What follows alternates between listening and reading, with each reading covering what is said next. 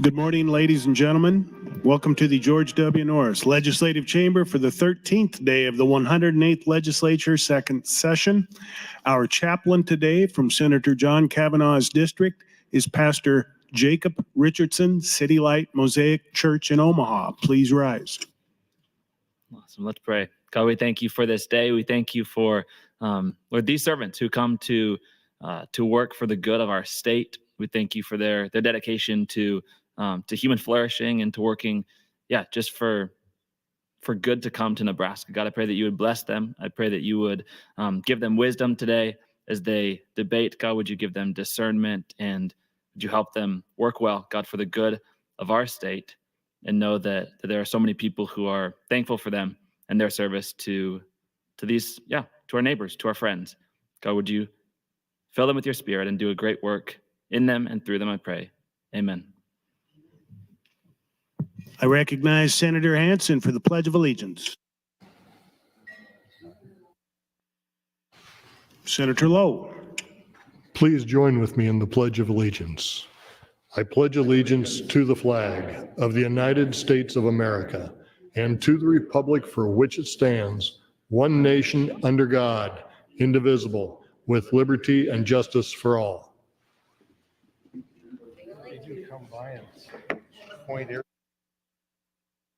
Thank you. I call to order the 13th day of the 108th Legislature, second session. Senators, please record your presence. Roll call.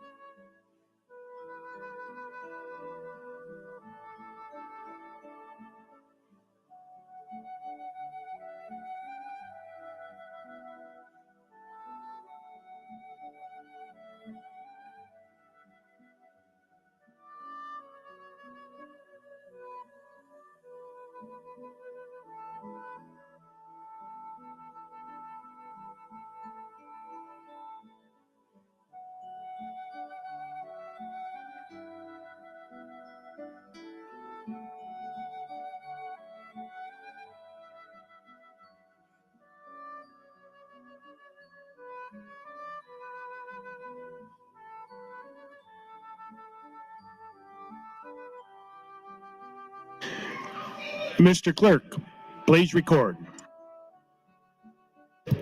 There's a quorum present, Mr. President. Thank you, Mr. Clerk. Are there any corrections for the journal? I have no corrections this morning. Are there any messages, reports, or announcements?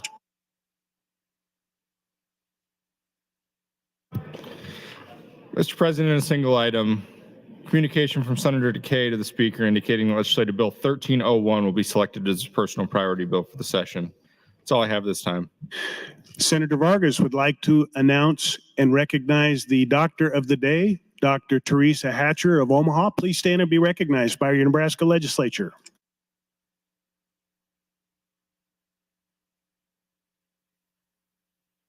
Senator Holcroft, you are recognized for an announcement.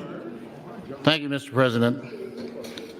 The Navy announced this morning that it has ceased search and rescue operations for 2 Navy SEALs lost off the coast of Somalia.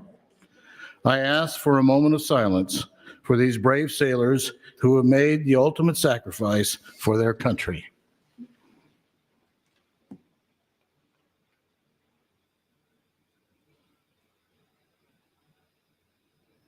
Thank you. Thank you, Senator Holcroft. Speaker Arch, you're recognized for a message. Good morning, colleagues. Thank you, Mr. President. Before we begin debate of legislation, I want to share with you how I will be handling cloture and other procedural motions this session. Following my remarks this morning, the pages will be passing out the memo detailing my handling of these motions. First, I want to mention that I intend to continue in general the practice of our recent speakers not to reschedule any bill that fails to advance from general file or from select file unless the bill is subsequently designated as a priority bill. This same general rule of not rescheduling a bill will apply to any bill successfully bracketed during debate to a date certain or without a specified date, and any bill for which the principal introducer chooses to lay the bill over following the filing of a motion to indefinitely postpone. However, these bills may be rescheduled if subsequently designated as a priority bill. As for cloture, in general, I intend to follow the 842 time threshold for determining full and fair debate for invoking a cloture motion on bills and constitutional amendments. Unless I discern that full and fair debate has occurred sooner, in which case I will entertain a motion for cloture earlier than the 8:42 time thresholds. I want to explain how I would make a determination such as that. I will make that determination in consultation with the principal introducer and members of the legislature in opposition to the bill, based on the quality of the debate and number of members participating in the debate. For A bills, the full and fair debate time threshold will be 30 minutes or 1 hour in the case of a more substantive issue with the A bill. As with substantive bills, if I discern full and fair debate has occurred sooner than the 30 minutes of debate, I will entertain a motion for cloture earlier than the 30 minutes of debate completion. Please note at this time, I do not intend to deviate from the stated time thresholds for purposes of cloture. As I mentioned at Legislative Council, I believe last year was an aberration, and we all need to hit the reset button for this session. So far, I think we have done that. I'm going into this session with the expectation that we are returning to the norm with respect to debate and the utilization of filibusters, and thus how I determine full and fair debate for the purpose of cloture will then continue to be an objective, uniform time threshold for all bills. However, unlike last year, I am giving myself the flexibility to move to a more subjective determination of full and fair debate if the reset button does not hold. For me, this is not something I want to do as a speaker, but I am willing to do so if necessary. As for the rule change, allowing the cloture motion to apply to committee reports such as gubernatorial appointments and procedural motions, I intend to allow a cloture motion only if debate on such matters becomes exceedingly obstructive this session. I will provide the body with notice if such an occasion occurs. As Speaker, I want to encourage everyone to utilize extended debate to discuss the specifics of a bill and its ramifications. While during any given debate, members of this body will have a range of opinion on what remarks do or do not fall within, quote, the specifics of a bill and its ramifications, I believe a general standard of what constitutes debate on the measure can be reached by reasonable minds. Quality debate takes preparation and engagement. In addition to preparing for the public hearing and floor debate of your own bills, it will require preparation for floor debate on other bills. It will require the knowledge and participation of committee members to become involved in floor debate for the bills that went through their committee. Whether you support a measure or not, members on the floor who are not on your committee will benefit from your viewpoint. I'm not suggesting every committee member has to take a full 5 minutes, but sharing why you do or why you do not support a piece of legislation after personally listening to proponents and opponents in a committee hearing is valuable for your colleagues. To help facilitate members' preparation for floor debate to the extent possible, I intend to provide notice of the bills that we will be debating in advance. Please use that information to show up to the floor prepared to engage in the debate. Debate serves a vital role in the development of good legislation. Thank you, Mr. President. Thank you, Mr. Speaker. Senator Hardin would like to announce some guests seated under the north balcony, members of the Kid Shalane Band, Dana Vernon, Don Osborne, Brian DeLunger, and the senator's wife, Lily, from Scottsbluff, Gearing area. Please stand and be recognized by your Nebraska Legislature.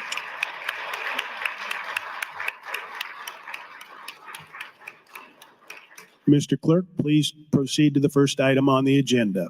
Mr. President, first item on the agenda, General File Legislative Bill 461, introduced by Senator Arch. This bill for an act relating to the Department of Administrative Services.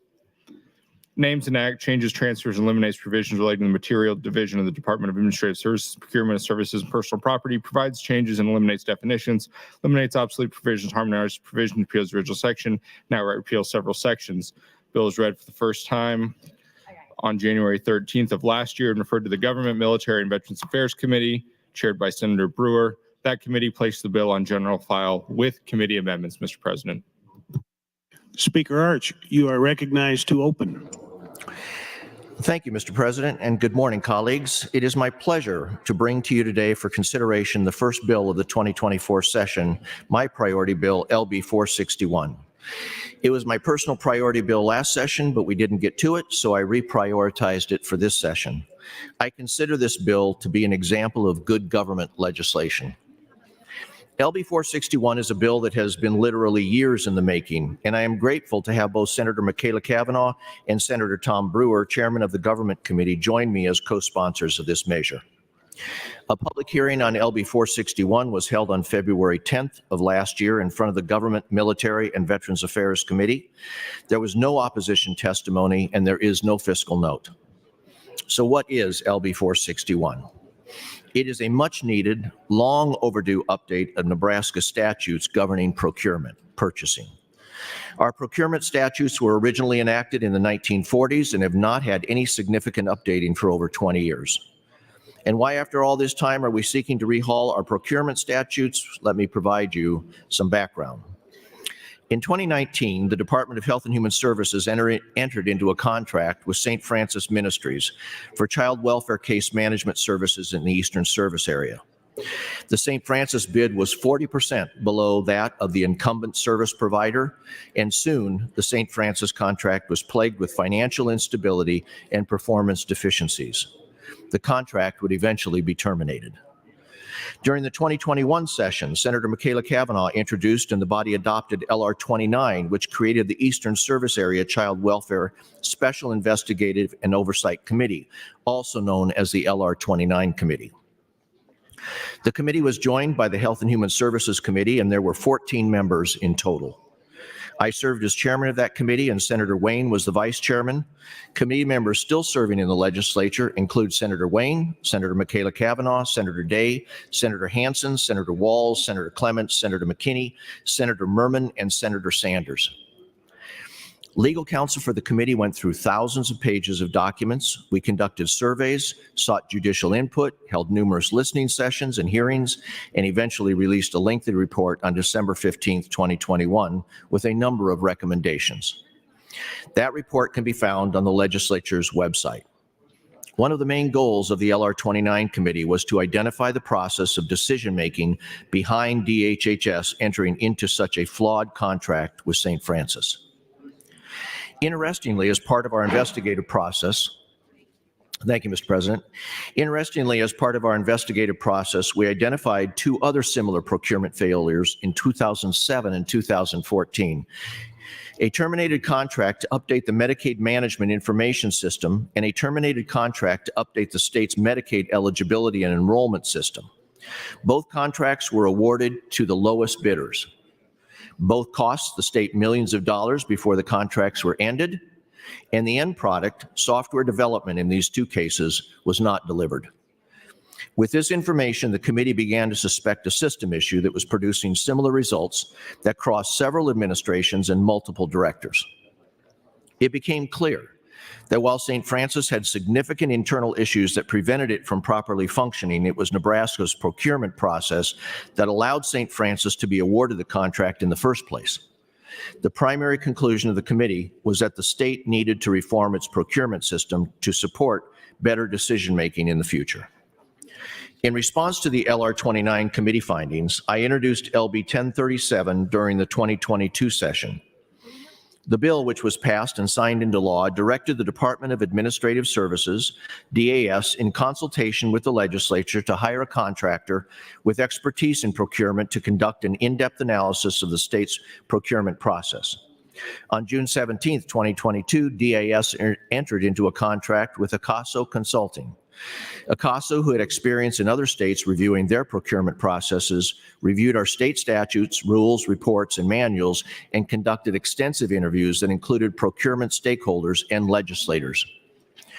On November 15, 2022, Acaso issued its final report, which included 33 recommendations. Many focused on internal policies and procedures, but some require statutory changes.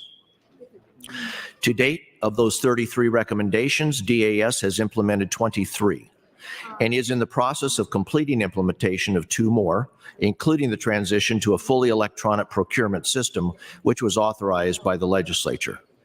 One recommendation DAS declined to accept, and the remaining recommendations, along with clarifying language identified in DAS, are found in LB 461. You have been provided with a handout that identifies the list of recommendations and the current state of implementation. So specifically now, what does LB 461 do? First, it consolidates our procurement statutes into one statutory chapter, Chapter 73, named the State Procurement Act. Currently, our procurement statutes are scattered throughout two different chapters. It establishes responsibility as a standalone factor. It eliminates language that competitively bid contracts shall be made to the lowest bidder. It allows bids to be evaluated for realism and reasonableness. Price realism and price reasonableness can be grounds to disqualify a bidder. It clarifies the division of responsibility. The State Purchasing Bureau owns and controls all matters relating to policy and process, while agencies own and control resulting contracts. During our committee work, it was difficult to identify responsibility for various parts of the decision-making, as this issue had not been clarified. As written in the green copy, it places in-state reciprocity preference with simple preference. However, there is a pending amendment that outright repeals this section of statute, which was the recommendation by ACASO. It clarifies the mandatory usage of statewide contracts by agencies unless otherwise permitted. It clarifies the definition of cooperative agreements and grant agreements for purposes of contract exceptions. And finally, it requires the proof of need analysis to be reoriented to the beginning of the procurement process as opposed to after the solicitation has been made, as is the current practice. For me, the two biggest components of the bill that really get to the heart of the St. Francis issue are responsibility as a standalone factor and the ability to evaluate the price realism and reasonableness.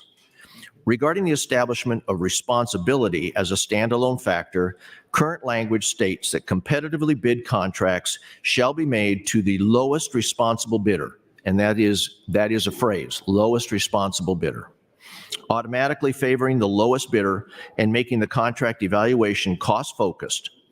Current law does not give agencies the tool to consider bidder responsibility as a standalone element, and the ability for bids to be evaluated for realism and reasonableness.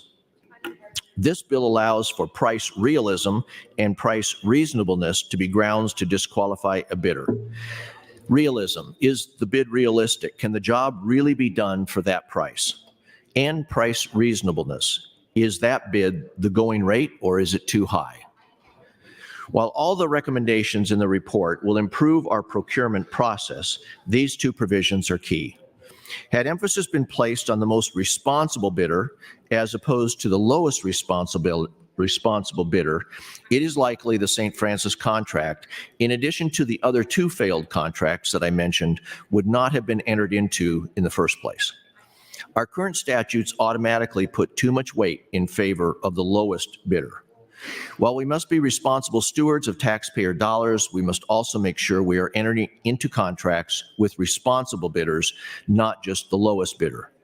Additionally, allowing for the rejection of bids for which the price is not realistic or is not reasonable, the floor and the ceiling, will go a long way in protecting the state from entering into contracts at the beginning of the process as opposed to after the contract has become more costly and problematic.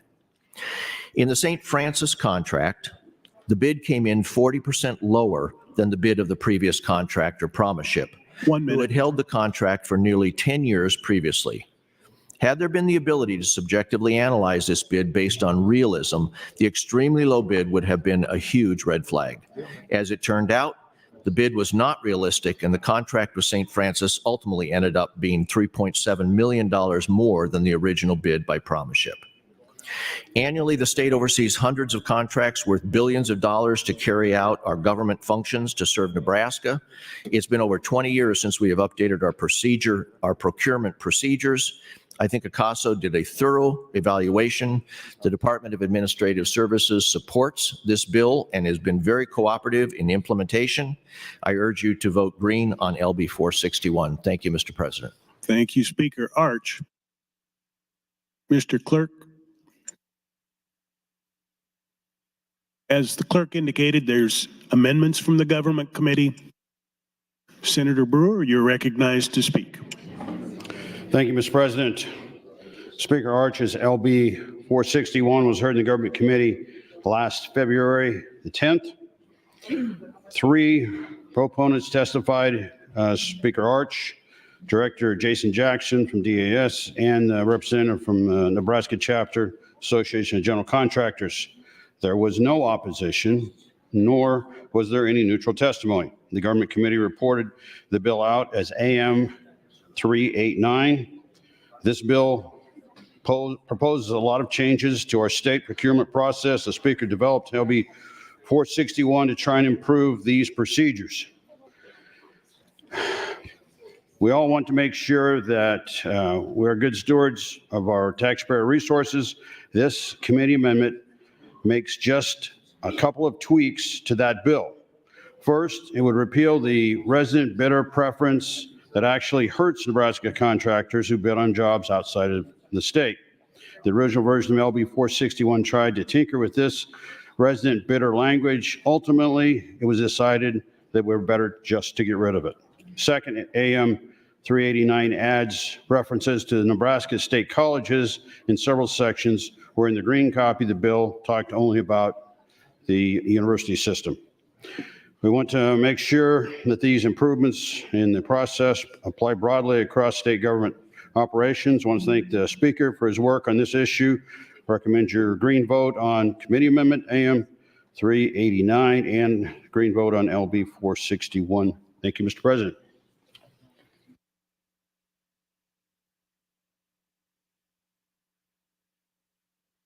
Thank you, Senator Brewer. Mr. Clerk for items. Mr. President, I have nothing further in order at this time. Beginning in the queue, Senator Clemens, you are recognized to speak. Thank you, Mr. President. I was on the LR 29 committee, which analyzed the St. Francis situation, and it was disappointing to see how much money we were spending and with below standard results. The families who testified with who were in the foster care system had many problems with that vendor. I agree the St. Francis bid was not sustainable, and too much weight was put on low cost versus being the best provider. Their CEO at one point testified that he was sorry that they even made the bid once he realized how much they were in for, how much responsibility they had compared to their resources. The other thing that Speaker Arch mentioned was about Health and Human Services Medicaid software development. In the Appropriations Committee, over 2 or maybe 3 years, we kept getting requests to have more funding for this Medicaid vendor software. And I think we may have ended up with $12 million, something like that total. And finally, the state terminated the contract because it had never been working yet. Then the vendor sued the state for the balance of their contract after failing to provide a working product. And I don't recall how that was resolved, but it was amazing that somebody who couldn't provide a working product could sue us for even more money after what we had spent didn't work. So that's why I like seeing that we'll have the ability to accept the best bid rather than the low bid. And we've seen that the low bid turns out that they keep adding more and more as it goes along, where it doesn't become the cheapest way to go. So, so I am in support of AM 389 and LB 461. I thank Senator Arch for bringing it, and I would yield the rest of my time to Speaker Arch.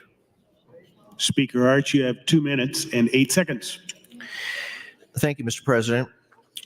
I want to review, it gets a little confusing here, but I want to review some of these key words because unfortunately they all begin with the letter R. and it's a little hard to keep straight. But I want to start with responsiveness. I talked in my introduction about responsiveness. It is a measure to make sure that they adequately responded to the RFP and has met the checklist. So are they responsive in their bid to the RFP? A responsible bidder is how is the vendor as a corporate citizen? In other words, what is their track record in other states? Have they done this before? Have they taken on this size of a project? Are they capable of doing this? And what has been, I mean, this is like verifying background. This is getting references. How did they do this in other states? And that is a responsible bidder. As I mentioned, realism is the measure. 1 minute. The measurement, can the vendor truly carry out the job for that price? Is it realistic? Is it too low? When we took a look at that issue of a 40% below, when both the state and Promise Ship were providing services for approximately the same amount of money per child in the child welfare system, that was a big question, but they weren't, according to statute, able to consider that standalone. Reasonable, is that price reasonable, or is the vendor trying to gouge? Is it too high? Is it a reasonable price? So I just wanted to clarify just the definitions of those 4 keywords. Thank you, Mr. President. Thank you, Speaker Arch. Senator Jacobson, you are recognized to speak. Thank you, Mr. President. First, I just want to say a special thank you to Speaker Arch for bringing the bill for the LR 29 committee for the work they did in the interim, and for the Government and Military Committee for bringing it to the floor. This is a very, very important bill. All too often, we get concerned about tax dollars and how do we get enough tax dollars, but we don't think about how those dollars are being spent. I can tell you that spending 44 years as a bank CEO, I learned over the years that when you get into tough times or any time, you need to be mindful of where you're spending the money. Where are those dollars going for? Are you getting that value? All too often, what we find in government is people see this as an easy mark. Just add another zero. Just add another 30%, and all of a sudden it happens.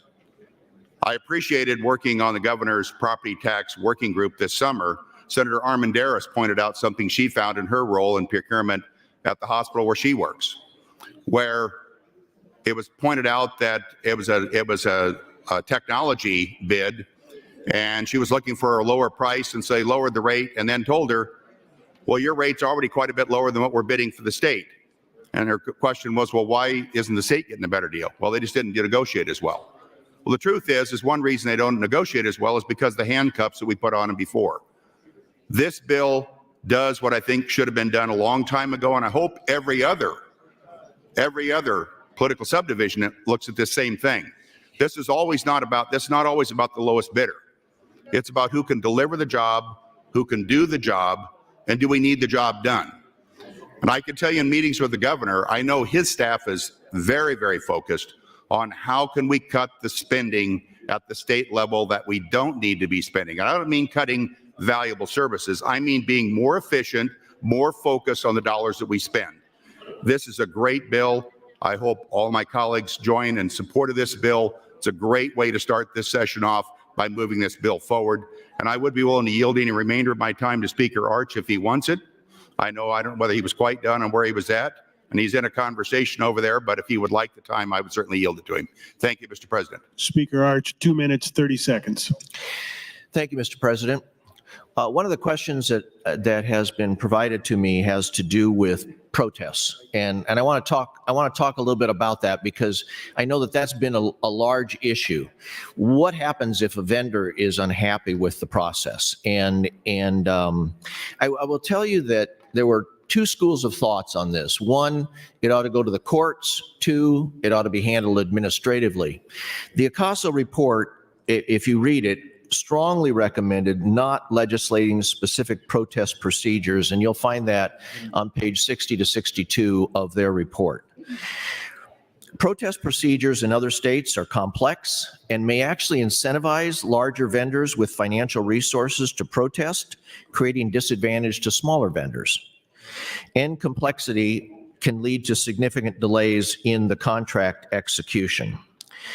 So the protest procedures have been updated, and here in general is what this was. Under current law, the contracting agency is the first to consider challenges of the contract it has awarded, and that was specifically an issue within St. Francis. Who reviews the protest? And in this case, current law, the contracting agency. So DHHS would have been the contracting agency then to review that. 1 minute. Under new policy, the contracting agency would not be involved in any protest. The first level of protest would go to the administrator of the Material Division, State Purchasing. The second would go to the DAS administrator. And if it's a DAS contract, or if DAS assisted an agency in the procurement process of a contract, an outside officer would be designated at the beginning of the procurement process. So this was ICASO's recommendations that we do change our appeal process, the protest, and so that is part of this language. Thank you, Mr. President. Thank you, Speaker Arch. Mr. Clerk, for items. Mr. President, I have MO 585 through 591 from Senator Michaela Cavanaugh with notes that she wishes to withdraw. Without objection, they're withdrawn. I have nothing further this time, Mr. President. Thank you, Mr. Clerk. Continuing in the queue, Senator Von Gilleren, you're recognized to speak. Thank you, Mr. President. I rise this morning in support of LB 461 and AM 389. And this is very real to me. This is the world that I lived in the construction industry for some 40 years. And I've seen the hard bid and the subjective selection process work, and I've seen it fail in different environments. The pros and the cons of both are unique, but I certainly support this change because it does provide the best final outcome for the customer. And in this case, the customer is the state of Nebraska. And sometimes the best final outcome is not the lowest price. There's an old joke that no one wants to use a parachute that was built by the lowest bidder. So I think it certainly is looking out for the taxpayers in Nebraska. I have several questions. Would Senator Arch yield to several questions for me, please? Senator Arch, will you yield to some questions? Yes, I will. Senator Arch, first of all, how will this impact contract awards for work that is very easily quantified, such as a highway or a building project? You know, I think it establishes the goal of all of this was to establish a fair process so that all vendors can come and participate in that. Now, the amendment that Senator Brewer introduced to this is an issue, and that has to do with preferential treatment of in-state bidders, and perhaps you're aware of what that does.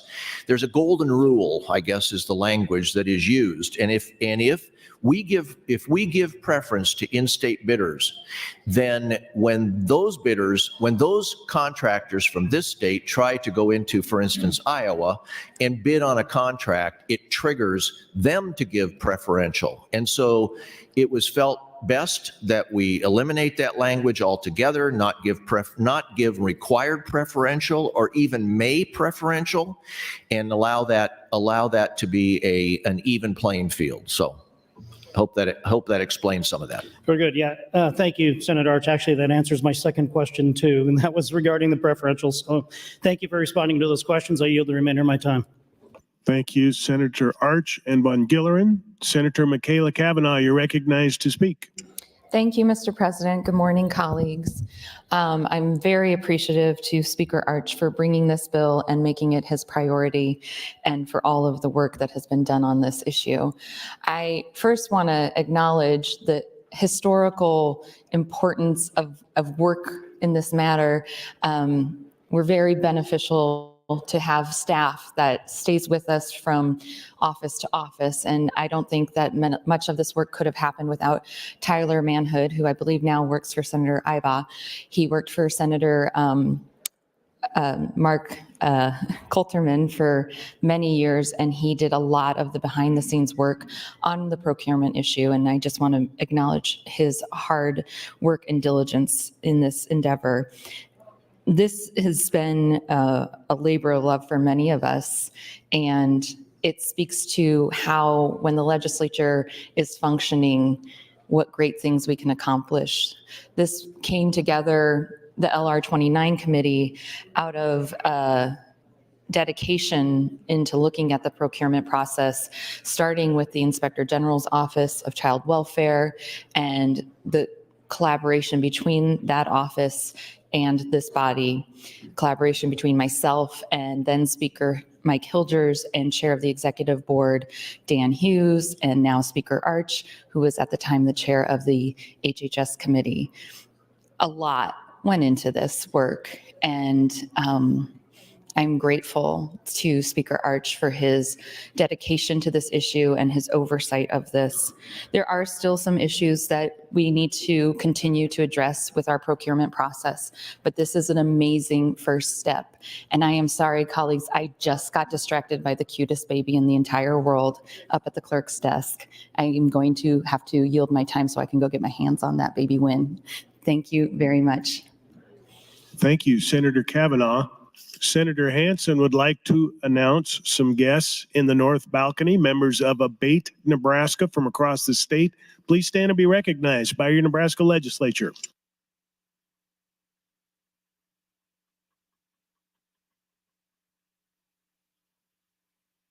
Senator Mosier, you're recognized to speak. Good morning, and thank you, Mr. President. Good morning, Nebraskans and fellow colleagues.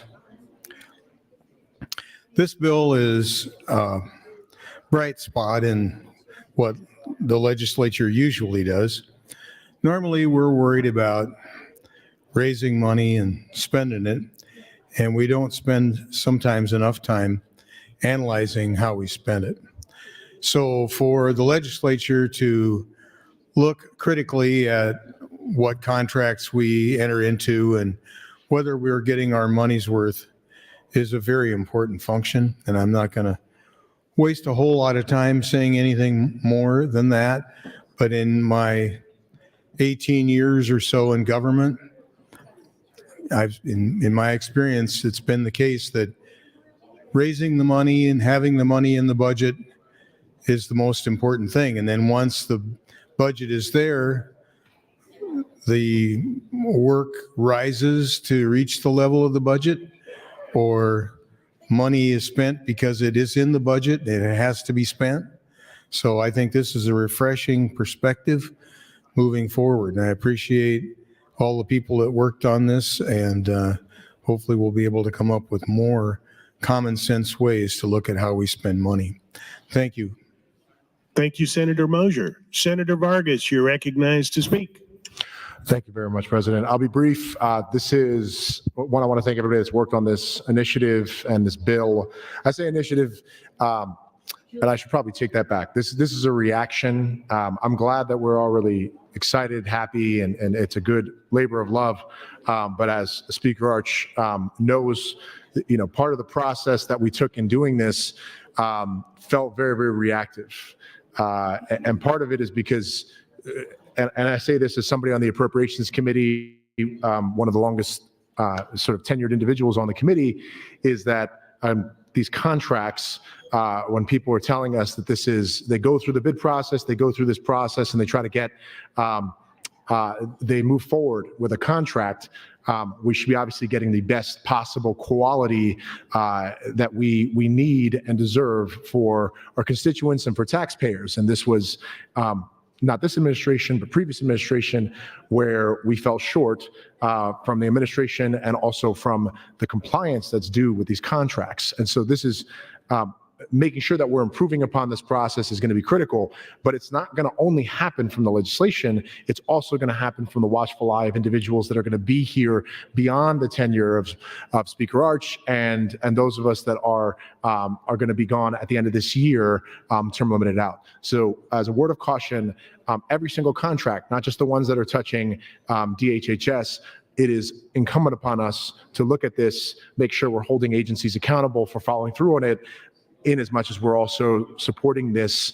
And again, thank you to Speaker Arch, Exec Board, all the people that worked on this in the past, Senator Michaela Cavanaugh and others.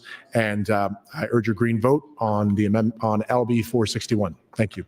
Thank you, Senator Vargas. Senator Walls, you're recognized to speak. Thank you, Mr. President. First of all, I want to thank you to Speaker Arch for bringing this piece of legislation, Senator Michaela Cavanaugh for creating the LR, and to the committee, the families, the stakeholders, the state workers, everybody who provided feedback and information during that investigation. I also want to say thank you to the committed people who provided the much needed oversight to protect our kids and our families in foster care and the judicial system. Colleagues, this is such an important issue for our children and our families in Nebraska. And I think it's really, really hard for you to understand just how awful this situation was unless you were actually engaged in hearing the stories and the testimony from the children and the families and the stakeholders. This was a terrible, terrible, terrible lesson learned about how we as a state would allow the cost of services to come before the care of our children. It's sad, and it's sad that there are times that we have to protect our children, but there are times that we have to do that because they are hoping and they are depending on us to do that. I want to thank Senator Jacobson and Senator Moser for their words. The fact that they stood up, being financial people, and said that this is an issue that's more important than money means a lot. This is a situation that should never, ever, ever be forgotten. Legislature after legislature after legislature should remember what happened and understand that we are here to protect and oversee and make sure this doesn't happen again. To me, colleagues, this is the single most important piece of legislation that's being brought this year. And I want to thank Speaker Arch again for bringing this. Thank you, colleagues. Great job. Thank you, Senator Walls. No one else in the queue. Senator Brewer, you are recognized to close on the committee amendment. And waives closing on the committee amendment. Members, the question is the adoption of the committee amendment AM 389 to LB 461. All those in favor vote aye. All those opposed vote nay.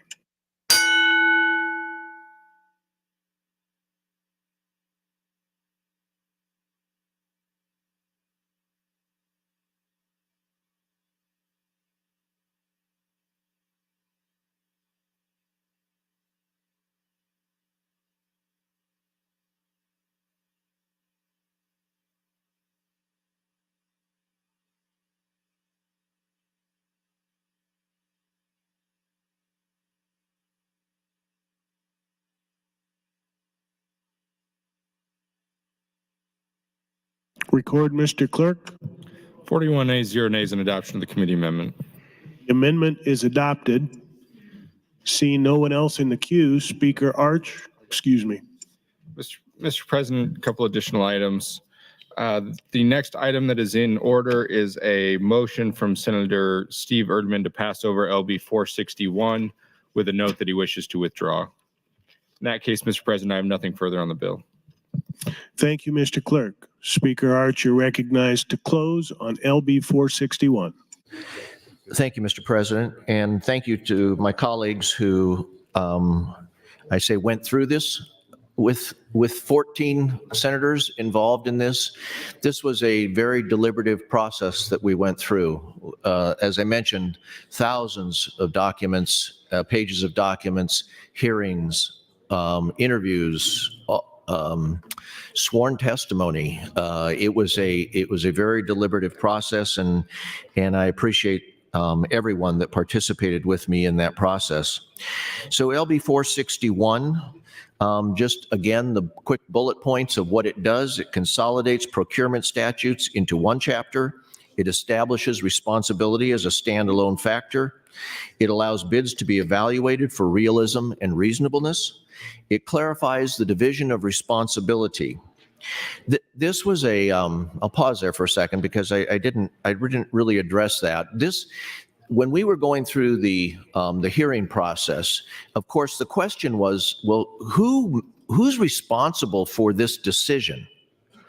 And that became a matter of debate. And it was unclear because in our statutes, it's unclear what exactly is the role of DAS and what exactly is the role of the agency. And so there was part of the LB 461 language development that clarifies that. The State Purchasing Bureau owns and controls all matters relating to procurement policy and process, while agencies own and control the resulting contracts.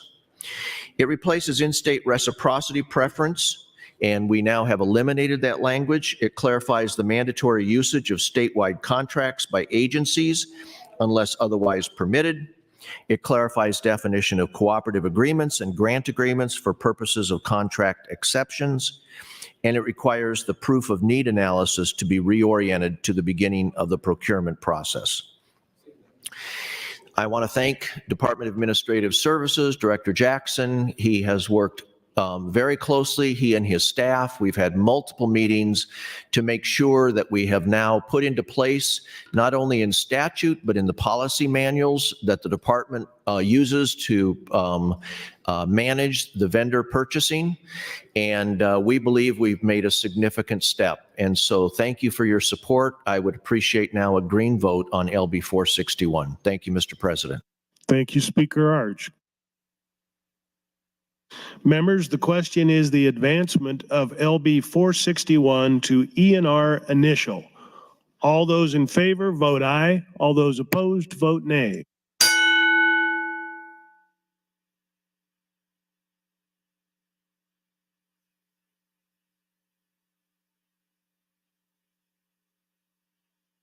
Record, Mr. Clerk. 45 ayes, no nays on advancement of the bill, Mr. President.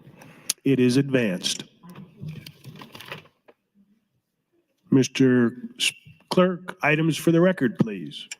Thank you, Mr. President. Notice committee hearings from the Banking, Commerce, Insurance Committee. Additionally, motion to withdraw from Senator Blood to be printed in the Journal. Withdraw LR 275CA. Additionally, amendments to be printed from Senator Blood to LB 825 and 827. I've got nothing further at this time, Mr. President.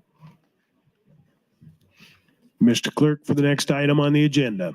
Mr. President, next item on the agenda, Legislative Bill 16, introduced by Senator Conrad. It's a bill for an act relating to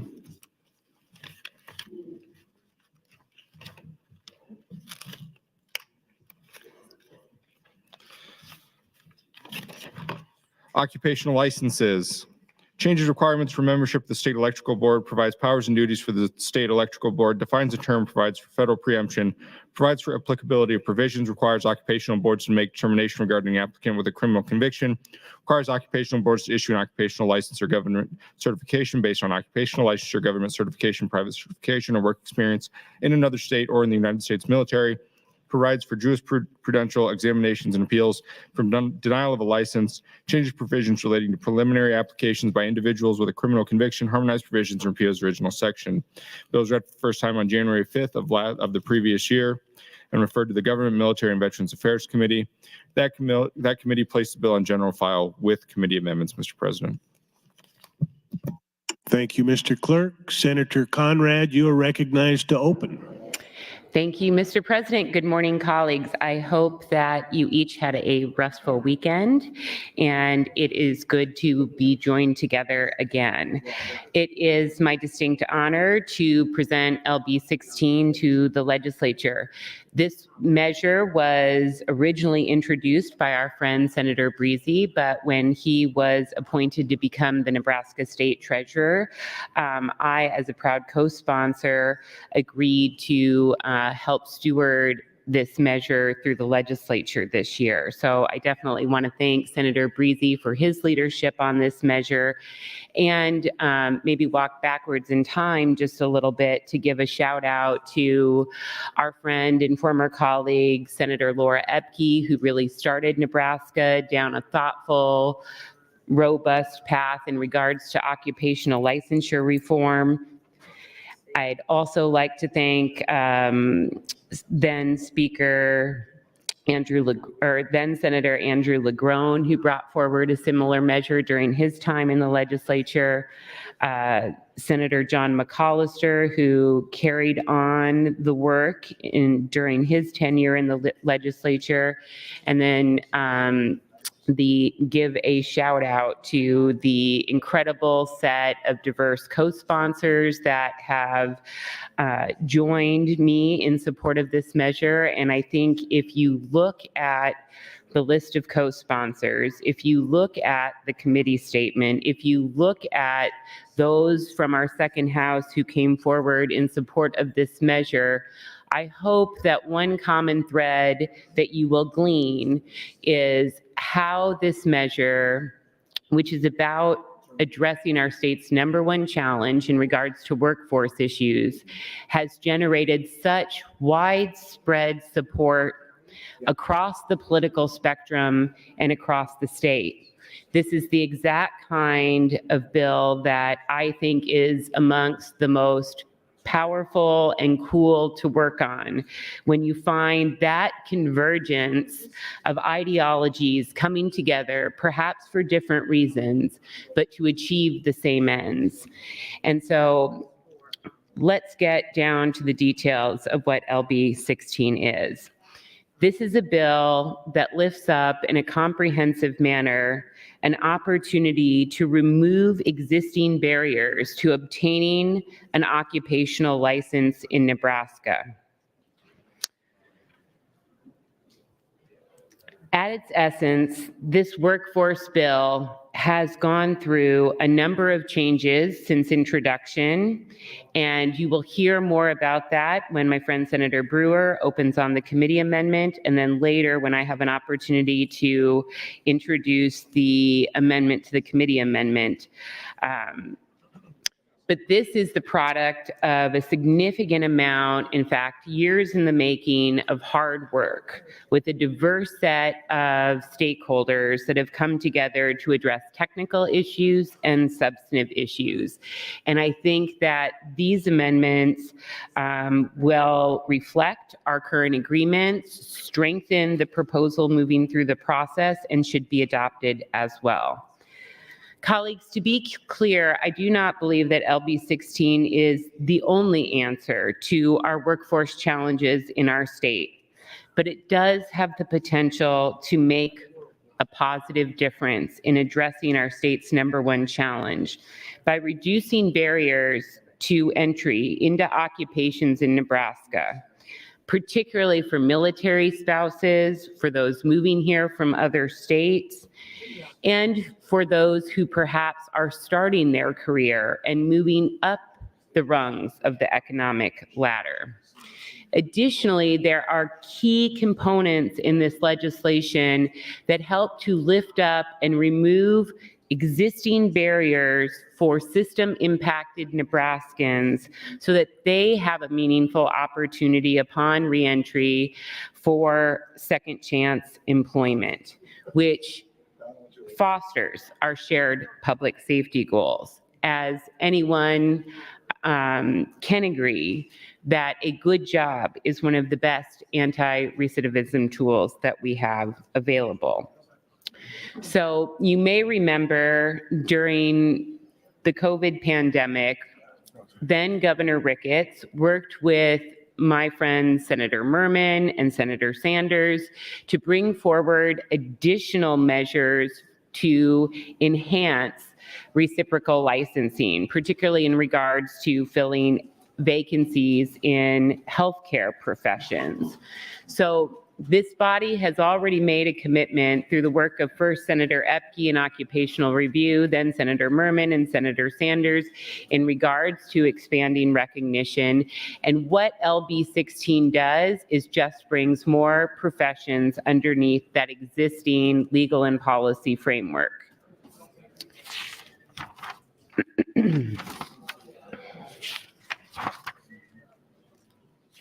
Additionally, there are a few exclusions and exemptions that have been carefully negotiated amongst the stakeholders and through the committee process. And I want to lift these up in primarily two distinct kind of areas where you will see an exemption from an otherwise universal recognition. So the first would be related to occupations that are governed by other branches of government.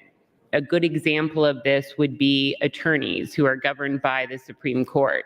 The reason there is an exemption herein for those professions is because of separation of powers issues.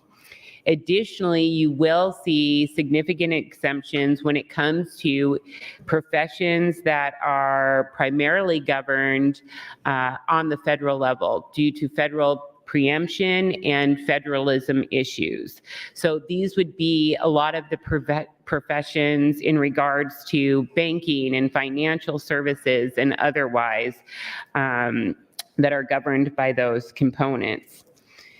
Additionally, we have worked very, very hard with members of labor. Special shout out to my friends at IBEW and the leaders at the State Electrical Board to make sure that we can advance our common goal of bringing more people into the profession to become an electrician, and have worked very, very carefully and in good faith to find consensus and agreement to make updates to the Electrical Board and to address concerns to ensure a smooth transition so that more Nebraskans presently and coming from other states, if they move here and become Nebraskans, have an opportunity to pursue the trades, in particular in regards to electrician professions and services.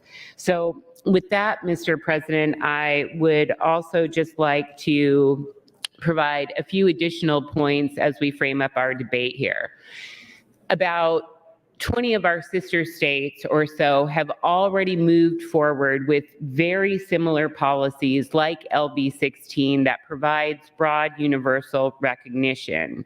In looking at some of the statistics and research that has been put out there, experts find that Nebraska is in the top half, and not in a good way, in terms of overly burdensome workforce licensure and occupational licensure kind of framework. We are currently in the highest half of the most burdensome states to work in. And that's something that I think we need to be aware of.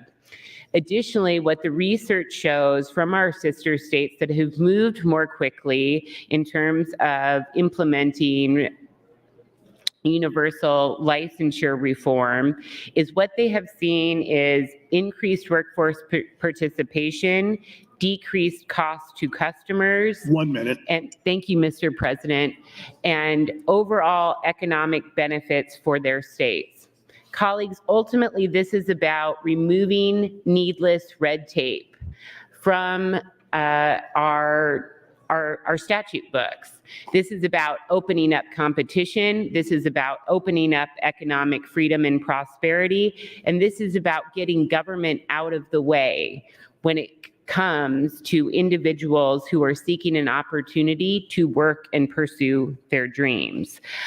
With that, I look forward to an excellent debate today. I'm happy to answer any of your questions, and I urge your favorable consideration of this measure. Thank you, Mr. President. Thank you, Senator Conrad. As the clerk mentioned, there are committee amendments. Senator Brewer, you are recognized to open. Thank you, Mr. President. Senator Tom Breezy introduced LB 16 to the Government Committee on February 9 of last year. 7 proponents testified in total, and the list is different than you would normally see on bill introductions. The Platt Institute and the Institute for Justice paired up with RISE, ACLU, and the labor unions. So obviously with that combination, there was a concern that needed to be addressed. There were many opposition testimony and the green copy bill. Nebraska Medical Association, the massage therapist, and the veterinarians. DHS testified in neutral with some technical concerns. Let me give you the bottom line on this bill. This bill is about making it easier for people to move to Nebraska and to have their work credentials recognized. We have had a labor shortage for a long time in Nebraska. This bill will help us. Allowing people to bring their job skills to our state is vital if we want to grow. Senator Breezy's office worked a lot of hard hours with many groups, but especially the Platt Institute, to come up with all the different stakeholders' issues and figuring out the right path ahead. I want to thank my government committee and the staff who were involved in these meetings and helped to hammer out this path ahead. It has been a lot of work, but I feel good about where we are now. I believe that the white copy committee amendment resolves a lot of these concerns that came up during the hearings. Running through those, first one, it rewords language relating to past surrendering of military credentials and ramification of credentials. It better defines what makes a worker a Nebraska resident. It gives more detail on what specific criminal convictions can cause an individual to lose their credentials and not be recognized. We have mentioned Senator Breezy a few times. As you know, he is no longer in the body. He has made the decision to move on to greener pastures in the treasurer's office, and we welcome Senator Meyer to replace him. The problem was it left his bill an orphan. And we're blessed that Senator Conrad, who was a co-sponsor of LB 16, has agreed to adopt it and has done a tremendous amount of work to get this bill ready. Tom Breezy and his staff put in a lot of hours in this bill, so as a stakeholder, I mentioned, we appreciate that effort that he has put forward. I understand that Senator Conrad has a few changes in her amendment to the committee amendment. I also support those changes and would recommend a green vote on the committee amendment, AM 748, and on the bill itself, LB 16. Thank you, Mr. President. Thank you, Senator Brewer. Mr. Clerk, for items. Mr. President, Senator Conrad would move to amend the standing committee amendments with AM 2102 to the committee amendments. Senator Conrad, you're recognized to open. Thank you, Mr. President. Again, good morning, colleagues, and thank you so much to my friend Senator Brewer for his leadership on the Government, Military, and Veterans Affairs Committee and in this body writ large, and then also for that excellent opening, which I think details the good work of the committee in this regard.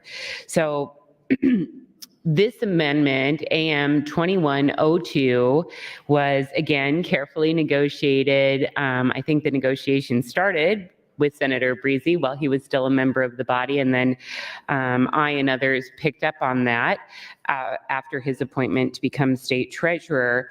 And so this really just clarifies and ensures a consistent approach in regards to how we address residency in regards to reciprocal licensure. So that is the substance of the amendment that is before you. And before we turn to additional questions and debate on this measure, I had just run out of a little bit of time in regards to my original opening, but the statistics on this measure matter. Looking at how our sister states, these great laboratories of democracy, handle similar issues is always instructive. But I also want to make sure to put a face on why measures like this are important and why they really resonated with me. We heard some of these stories at the committee level, but they were very compelling. We heard stories from people like Mike, who was a Navy veteran from Bridgeport, Nebraska, who had incredible dedication in service to his country and has served as an electrician for the SEAL teams. When he returned back home to Nebraska, he had hoped to go to work as a journeyman electrician and perhaps even someday buy a shop. But the licensure board told him that his experience and training as an electrician would not really count for what he had hoped it would count for. So in essence, he'd have to start over. LB 16 would have helped people like Mike and other veterans and military members and military spouses who have received some of the best training in the world through our military to start their civilian lives without starting from scratch. We also heard from Nick, who is a native Nebraskan, who had completed his education and even a graduate degree in the field of teaching, and had significant experience as a coach and a teacher in another state. When he came back to Nebraska for family reasons, he recognized quickly that Nebraska has an ongoing teacher shortage all across the state, and he readily signed up to use his time and talents and passion to help teach and coach kids in Nebraska. And he ran into significant barriers in regards to making that happen. Finally, another good example of how this measure is important comes to the second chance employment component. We had heard through representatives from RISE and in previous interim studies on this topic about Alana's story and about how she availed herself to education and training during her period of incarceration. And when she had completed her sentence and returned to her community, she found it very difficult to pursue her passions in building a productive career, and in fact had to move out of state in order to do that. So Mike, Nick, and Alana are just a few of many examples of how a measure like this can help to address workforce needs, second chances, and make a positive difference for our veterans, military members and spouses, and those with past criminal history involvement. Thank you, Mr. President. Thank you, Senator Conrad. Moving to the queue, Senator Frederickson, you are recognized to speak. Thank you, Mr. President. Good morning, colleagues. Good morning, Nebraskans. I stand today in support of LB 16, and I believe also in support of AM 748 and AM 2102. I want to thank our colleague, Senator Conrad, for, and also our former colleague, I don't want to leave out former Senator Tom Breezy, for being, for their stewardship and also their commitment to ensuring that Nebraska has a strong workforce and that Nebraska is also a workforce-friendly state. And I think that LB 16 really is, in the spirit of creating that. I think it's also important that we think about, when we're thinking about workforce development, how do we create more and more opportunities, especially for Nebraskans who are new to the state of Nebraska or Nebraskans who might be looking to re-enter the workforce. So I appreciate the efforts of LB 16 and our colleagues for those goals in mind. One concern that I have had a little bit about the bill has been around this idea of reciprocity and sort of, when you travel to all 50 states throughout our country, there are sometimes different standards for licensure within different states. But the more that I've thought about that, the more conversations I've had related to this, I think we're also, and I think it's important to remember this, we're very fortunate to live in a country where we do have high standards for licensure and professional recognition in all 50 states. There are, of course, some variation that occurs, whether that's, I'm thinking my own profession, for example, I'm a clinical social worker, social work licensure. There's supervisory requirements in all 50 states. Sometimes those amount of hours varies a little bit. Some people can say other states are more rigorous than some are more rigorous than others.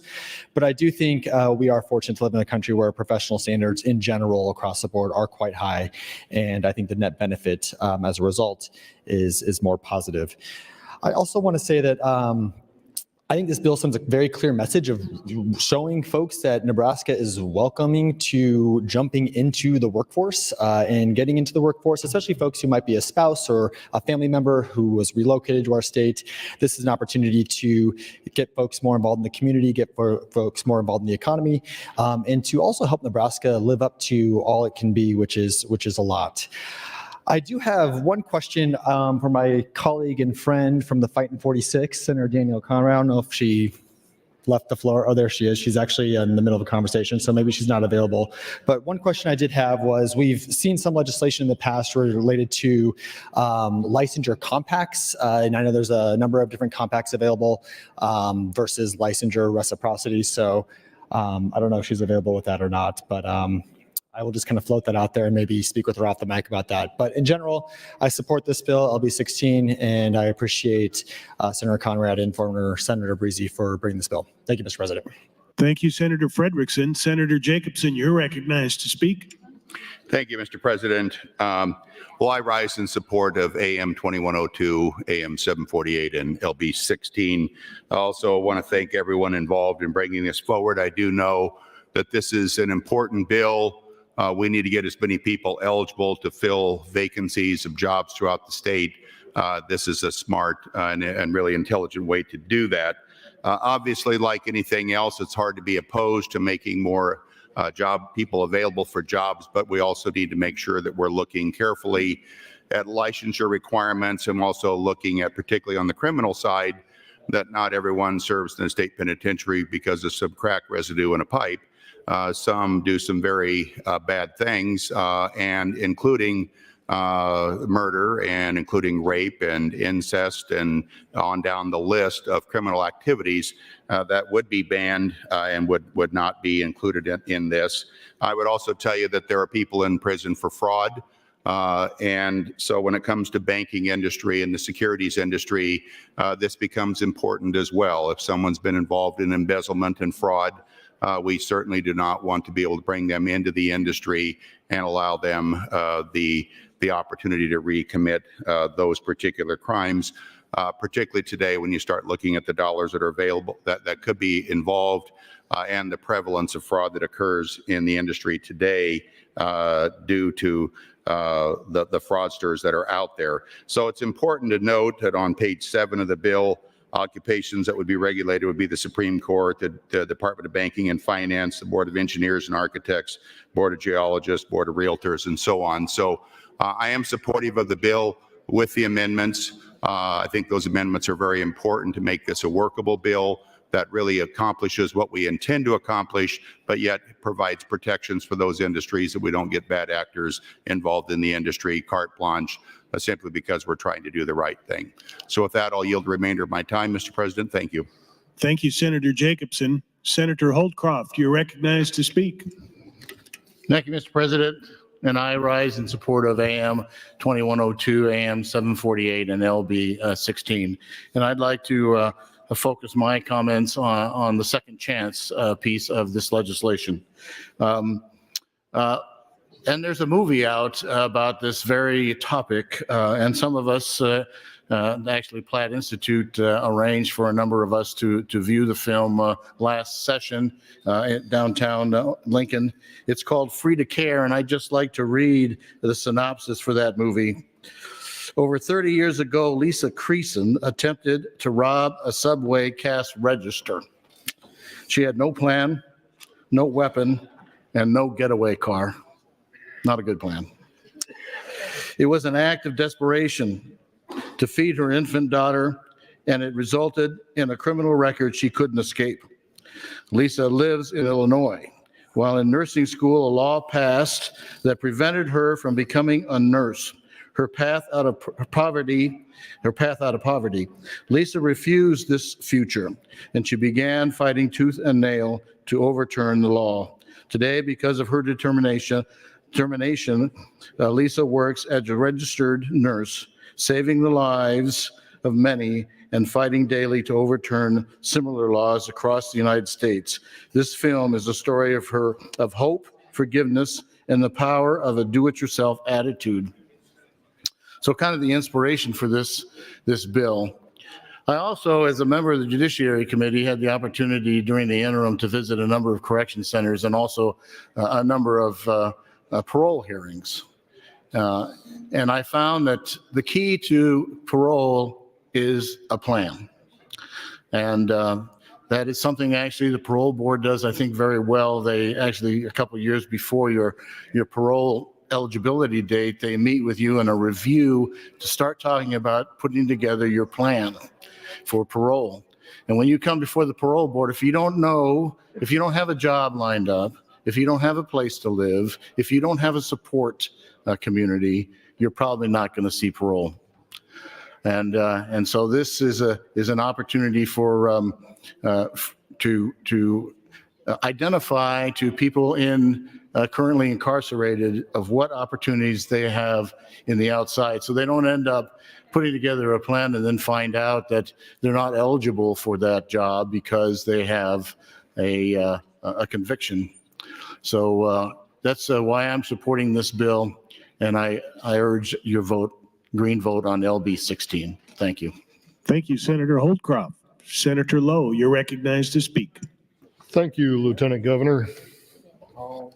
As chair of the General Affairs Committee, I need to make sure this will not affect those licenses that we govern. Owners and managers and operators all need to apply to their various agencies. Liquor Commission, the Gambling and Racing Commission, all are regulated, and things can go wrong quickly if we allow those people in. Senator Conrad, would you yield to a question? Senator Conrad, will you yield to a question? Yes, of course. Thank you, Senator Conrad.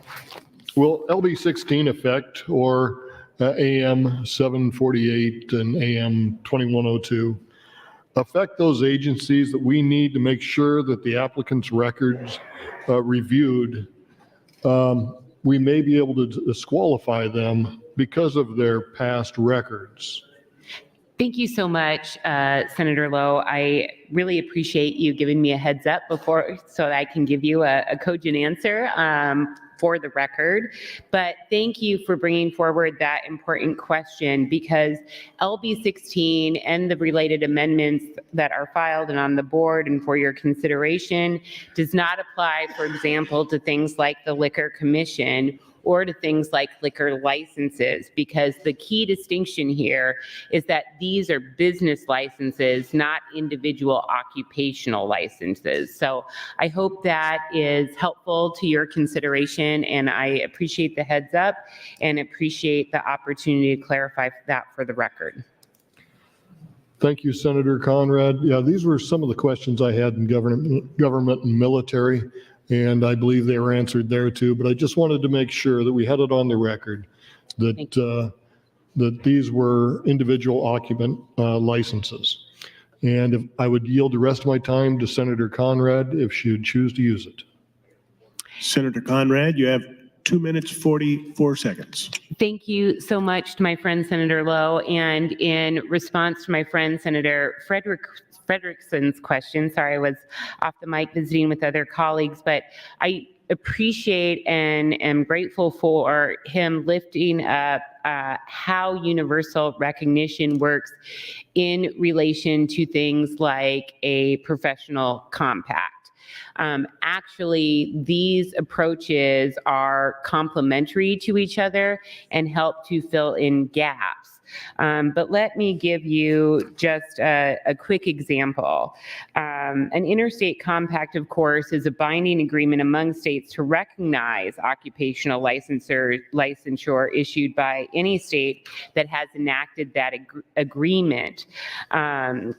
However, the compact only applies to member states and sometimes requires a trigger or threshold for the number of participating states that need to be a part of the compact to trigger that sort of recognition. Therefore, in many instances, and I see Senator Blood looking at me because she's been an incredible leader on compact work, the benefits from the compact may be delayed. And of course, they do not apply to the broad spectrum of occupations, as does universal recognition. And I think Senator Blood may be correcting me on or off the mic, and I will be happy to benefit from her wisdom or correct that on the record if I misspoke. Thank you, Mr. President. Thank you, Senator Conrad. Thank you, Senator Lowe. Senator Hughes, you are recognized to speak. Thank you, Mr. President. I rise in support of LB 16 and the subsequent amendments and would like to just share a few remarks about our current licensing requirements. Most licensing requirements exist at the state level, and every state is different. Not every worker needs an occupational license to do their job, but about 1 in 4 do. States with universal recognition, such as what we're talking about in this proposed bill, try to apply common sense standards when determining whether to recognize licenses from other states.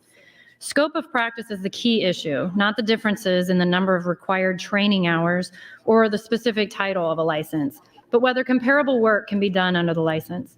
In cases when there's a difference in education requirements, it is reasonable to assume that a year or more of experience will make up for any difference in training between states if the scope of practice is the same.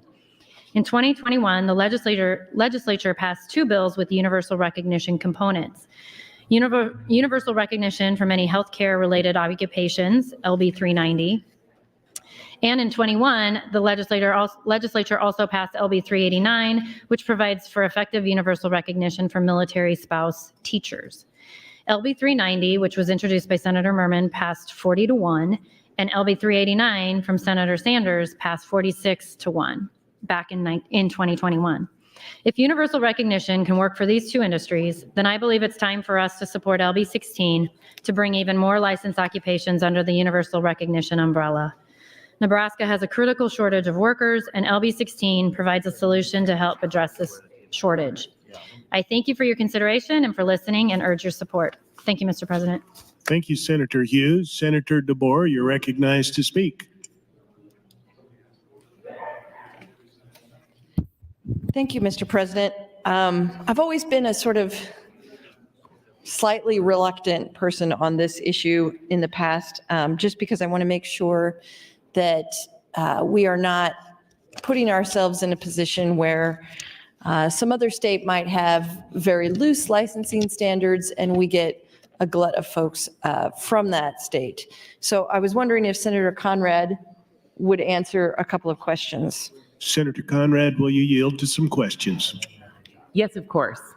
Senator Conrad, in a circumstance where some particular profession we'd licensed in Nebraska was suddenly getting a glut of folks from another state where the licensing requirements were easier, would there be a method for this body to redress that issue? Yes, thank you so much, Senator DeBoer. I really appreciate the question. The simplest response is absolutely yes. This would in no way bind future legislatures from addressing issues if and when they would arise. But what we do know from our sister states that have moved forward down this path more quickly is that we haven't had those kinds of horror stories pop up to any great degree. And I think at the heart of your question, which I'm very, very grateful for because I may have glossed over it in my previous comments, the initial point of occupational licensure is to protect public health, welfare, and safety. And we've moved over the course of decades from a small set of occupations being licensed to advance those policy goals to an explosion of occupational licensures that are arguably more tenuously connected to those goals. But that's why more and more states are taking a moment, reflecting on this explosion of red tape and government bureaucracy and are saying we need to perhaps take a different path here and dial it back a little bit. But in the states that we do know where they have moved forward with a broader recognition policy, like as presented in LB 16, and let me give you a few examples. Arizona saw 8,000 new workers come in through recognition. Ohio saw a review and a granting of over 2,000 licenses, yet denied licenses to 50 because they found some sort of health or safety or welfare sort of situation with that applicant. North Carolina saw 18,000 licenses granted and 151 denied. So even under this framework, there is still an opportunity to advance the public interest when it comes to consumer safety. So there would still be a way that we could, that a licensed board should say, okay, someone has a license for whatever profession in, let's pick on Iowa, Sure. and we would find that they did not, for some reason, meet our requirements. We could still deal with that individual person, or they would just automatically be licensed. Well, Iowa's a great example because they're ahead of us when it comes to adopting a policy like this for universal recognition. And that really matters because as you see mobility and border bleed, particularly in the region and with our neighboring states, Nebraska is behind the curve in terms of universal recognition. So when and if there were to be a bad actor that somehow, thank you, Mr. President, circumvented the process, there would still be an opportunity to deal with that through other measures. And if future legislators need to address that in some regard, even though those things haven't happened in other states, as is my understanding, of course, they would be free to do so. And I'd be happy to work with any industry professionals or stakeholders on that. So quick question. I can't remember, do you have to work for 3 years or 1 year in another state to be licensed? And you can tell me off the microphone too if you Sure. we're going to We run out might of be time. running short of time, but gonna be the running- short answer, and you'll appreciate this as a fellow attorney, it depends in terms of how you utilize the policy framework to achieve recognition. But I'd be happy to detail that on the record as well, because there are different time frames that come into place for different reasons. That's your time, senators. Thank you, Senator DeBoer and Senator Conrad. Senator Kauth, you're recognized to speak. Thank you, Mr. President. I rise in support of LB 16, and I had some questions about AM 748 and AM 2102 that I spoke with Senator Conrad about. My big concern was from an employer's perspective, the phrase shall not be required to disclose, and it goes on to list a few reasons why you wouldn't be required to disclose. So when I talked with Senator Conrad, she had a great explanation for this. So Senator Conrad, may I ask you a question, please? Senator Conrad, will you yield to a question? Yes, absolutely. Thank you, Senator. Senator Conrad, would you explain what you discussed with me about the shall not be required to disclose and how it applies to employers? Yes, absolutely. And Senator Cal, thank you so much for the heads up so that we can have a focused debate and for addressing these issues thoughtfully. So the first thing that comes to mind in regards to how the criminal history works or how this applies to folks who have been system involved is, number one, there's nothing in LB 16 that changes current law in regards to record sealing or otherwise. But what you need to know additionally is that the criminal history for very serious offenses and violent offenses that are specified is already completely off the table when it comes to this measure. Additionally, there is no mandate to hire, and there is no prohibition on an individual employer running a background check, for example. So what this says is if I have a system involvement in my past, I still may be able to qualify for an occupational licensure in these different professions. Now, just like any employee that walks into a hiring opportunity, you're not forced to hire me just because I meet the minimum qualifications. You still can run your own rigorous standard in regards to selecting the best employee for you as a private employer or otherwise. Thank you very much. I appreciate that clarification. I would also like to point out that LB 917, which was passed in years past, is a Nebraska employer tax credit for employing convicted felons. Employers can receive up to 10% of the salary of a convicted felon, up to $20,000, which means that's a $200,000 salary, which is quite a good deal. But this gives an incentive to employers to employ people who have been convicted of a crime and who are now trying to get back into life. So I support LB 16 and both amendments. I'm pleased to see that we are doing this kind of work. Thank you. I yield my time. Senator Conrad, do you? 2 minutes and 7 seconds, Senator Conrad. Thank you so much, Senator Kauth, and thank you, Senator Kauth, for your co-sponsorship of this measure. That's meaningful and appreciated. And thank you for connecting the dots on that measure that our friend Senator Wayne brought forward years ago and was adopted by this committee or by previous legislature. I think it is very powerful, cool, and important when we can come together and focus on addressing collateral consequences to criminal system involvement. Many of those collateral consequences have become a significant burden for Nebraskans who are re-entering our communities. And the more that we can do to remove barriers, provide opportunities for good jobs, that's going to advance our shared public safety goals. And I think that's a great way to connect the dots there. Thank you, Senator. Thank you, Senator Conrad. Senator Blood, you are recognized to speak.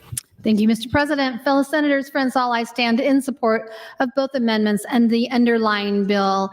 And friends, if you are on the HHS committee or the education committee, please listen closely, because I am, for the 7th year in a row, going to explain the difference between what we're talking about and interstate compacts, and how there is room for every tool in our toolbox, not either or, but all. So there has been, as you've heard today, suggested alternatives to interstate compacts that include reciprocity and universality. I don't know if I said that right, universality. These try to solve the same issues of workforce shortages, but they do have major shortcomings compared to the compacts. So I want to put that in perspective. I'm not saying that there is something wrong with this bill or any of these bills that remove hurdles, but when you compare the two, there is a difference. Compacts are all tailored to a particular profession, with major stakeholders in each industry having input in their creation. Those industry leaders work together sometimes for years, and they represent people from all over the United States, and they make sure that when a compact is brought to a legislative body, that it is right. They allow licensed professionals to quickly obtain a multi-state license while still maintaining public welfare and safety with a shared database through background checks. And what it does is you hold a home state license in a compact state, so we'll say Colorado in this instance, and you want to cross state lines and work in Nebraska, which is also a member of that compact state. You are allowed to utilize your home state license without having to obtain a new license here in Nebraska. So although both reciprocity and universality streamlines the licensure process, in some cases it is at the expense of lowering the threshold or baseline requirements for licensure, which is why the healthcare industry has been such a huge supporter of interstate compacts. So again, not an either or, there is room for all. And I have answered this question literally hundreds of times with the senators over the last 7 years. So I hope that since this is my last year, if more compacts are brought forward, that people remind me, pleading with them to please remember this small bit of information I am sharing with you, especially the committees. And I know several of you are on HHS and education that are still on the floor because I have compacts in front of you. So we don't want to dilute requirements to be licensed in certain industries, especially if they could harm consumers and businesses and degrade public safety and welfare. And so do I believe that there is room for all? I do. But I heard today, and I tried to stand down so we can move forward on these bills, but we need to clarify to let you know that it's not an either or, not this instead of compacts, it's this and compacts. And if we're not willing to listen to the professionals who work so hard on these compacts, by the way, with the Pentagon, because they carve these out for military families first, but they benefit everybody. If we're not willing to listen to the people who are saying this is what we need, and we're just going to go off on our merry way and decide that something is better than what they're actually asking us for, we're not striving anymore to be the most military-friendly state in the United States, which when I came into this body, that is all we heard.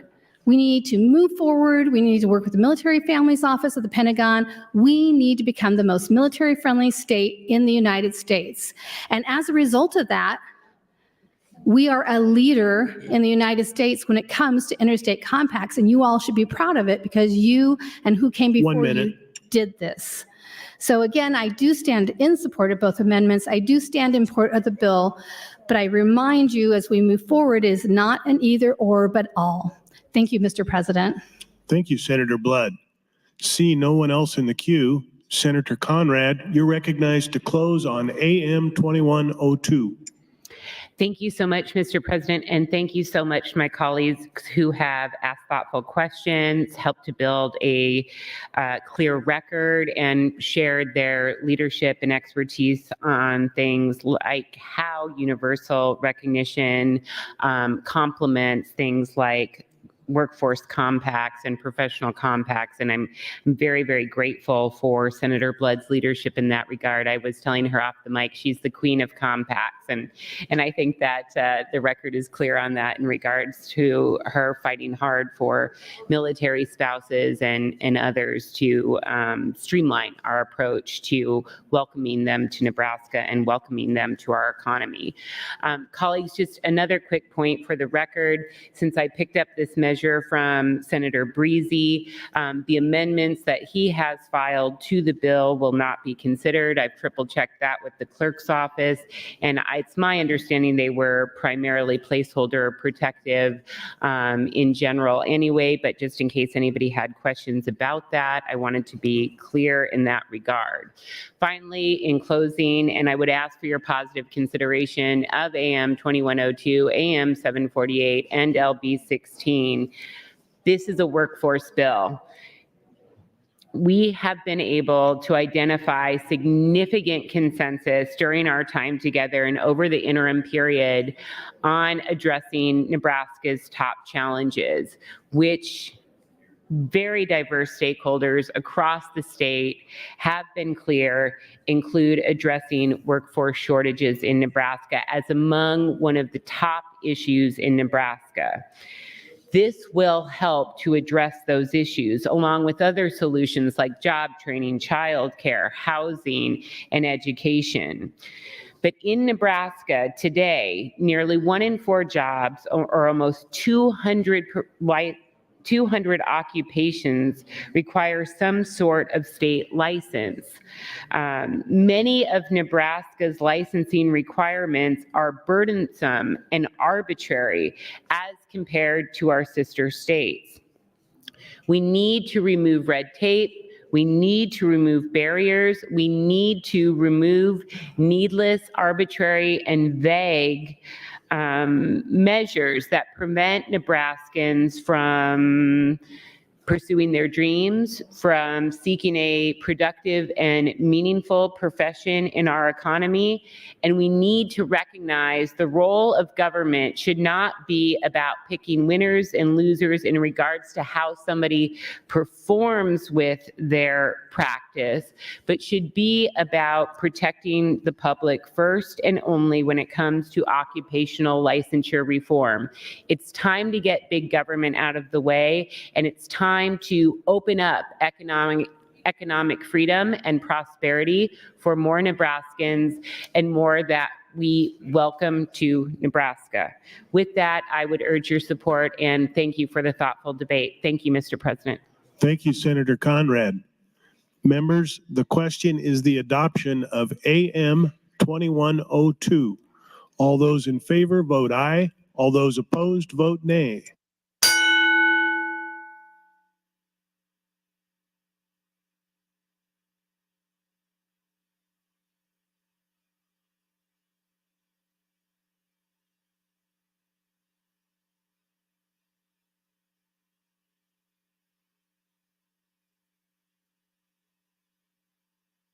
Record, Mr. Clerk. 39 ayes, 1 nay on adoption of the amendment. AM 2102 is adopted. Senator Brewer has previously waived closing on AM 748. The question is the adoption of AM 748. All those in favor vote aye. All those opposed vote nay.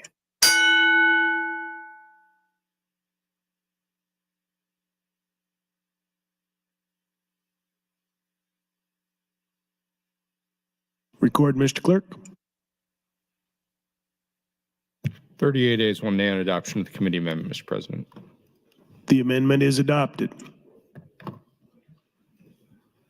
Senator Conrad, you are recognized to close on LB 16. Very briefly, thank you so much, Mr. President, and thank you to my colleagues for their support and again for the great debate on this measure. I purposefully wanted to lift this issue as quickly as possible with my personal priority designation because I am committed to keeping my word, to finding as many things as we can work on together across the political spectrum to address our state's top challenges. LB 16 is an absolutely great example of that work as evidenced by your vote. I'd also like to thank Speaker Arch for putting this measure on the agenda early. This is by far in my 10 years the fastest my priority bill has ever come up. And I'll have to keep that in mind for future designations to pick something maybe that Senator Breezy had on his radar early on or something as an instructive guide for success. So thank you so much, Mr. President, and look forward to the debate. Thank you, Senator Conrad. Members, the question is the advancement of LB 16 to ENR initial. All those in favor vote aye. All those opposed vote nay.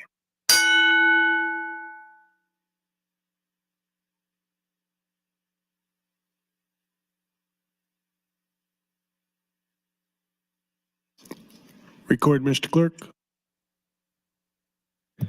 41 ayes, 1 nay, Mr. President, on advancement of the bill. LB 16 is advanced to ENR initial. Mr. Clerk, for the next item. Next item on the agenda, Mr. President, Legislative Bill 78, introduced by Senator Day. It's a bill for an act relating to massage therapy. Redefines the term and repeals the original section. The bill was read for the first time on January 5th of last year and referred to the Health and Human Services Committee. That committee placed the bill on general file. There are no committee amendments, Mr. President.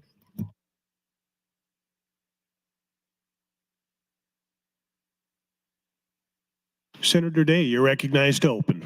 Thank you, Mr. President. Good morning, colleagues. Before I move on to the bill, I would be remiss if I did not mention happy birthday to my mom. Roxanne Thomas of La Vista is turning 68 today, so I wanted to make sure that I mentioned that and wish her a very happy birthday.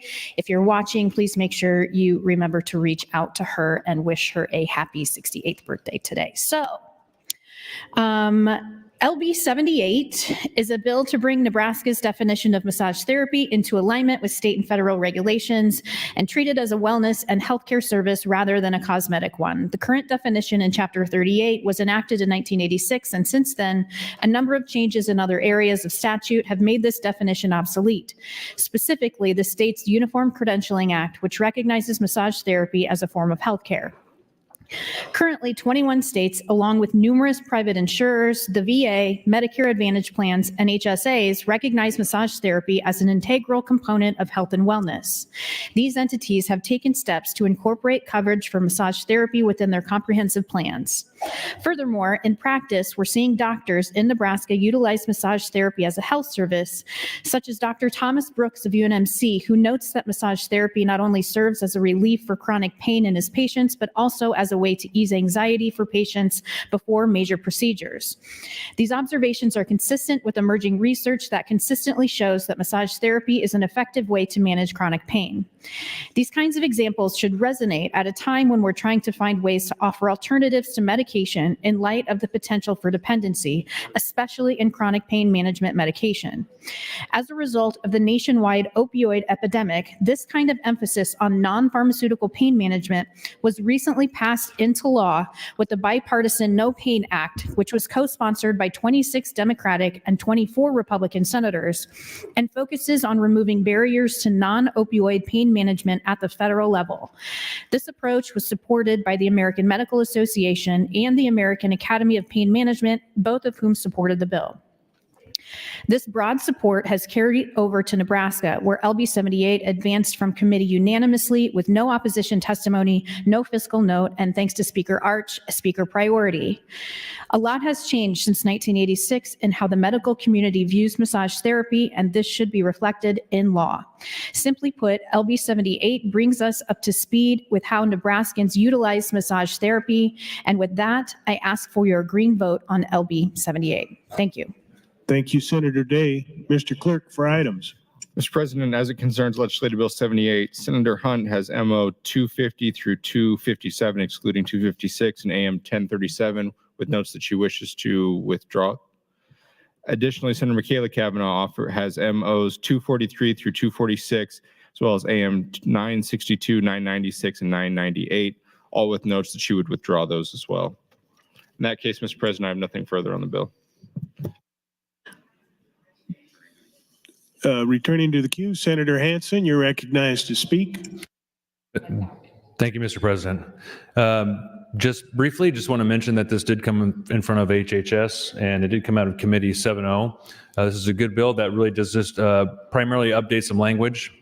And I won't repeat a lot of what Senator Day said because she summed up very well, especially with concurrent research and the information that we get about the benefit of massage therapy with chronic pain and long-term health of individuals and their ability to maybe not take opiates or pain medication and find alternative treatments. This is a good bill, and I think will help a lot of people and define massage therapy in an appropriate way. So with that, I would encourage your green vote as well. Thank you, Mr. President.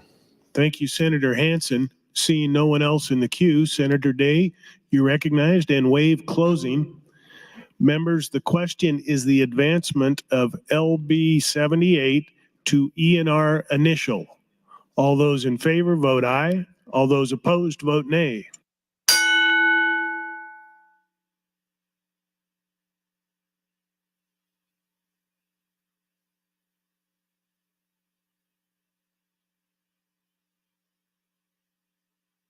Record, Mr. Clerk.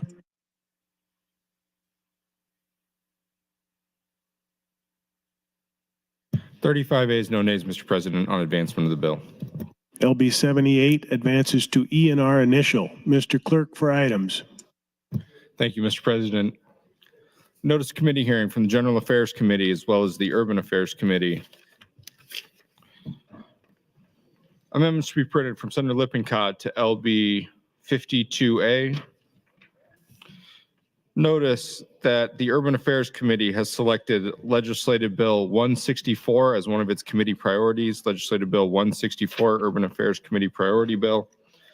Name adds, Senator Bostelman, name added to LB 876, Senator Dover 1035, Senator Hardin 1301, Dungan 1380, and Senator Vargas 1406. Notice that the Reference Committee will meet in room 2102 upon adjournment today. Reference Committee meet in room 2102 upon adjournment. Finally, Mr. President, priority motion. Senator Ballard would move to adjourn the body until Tuesday, January 23rd, 2024 at 9:00 a.m. The question is, shall the legislature adjourn for the day? All those in favor say aye. Those opposed say nay. We are adjourned.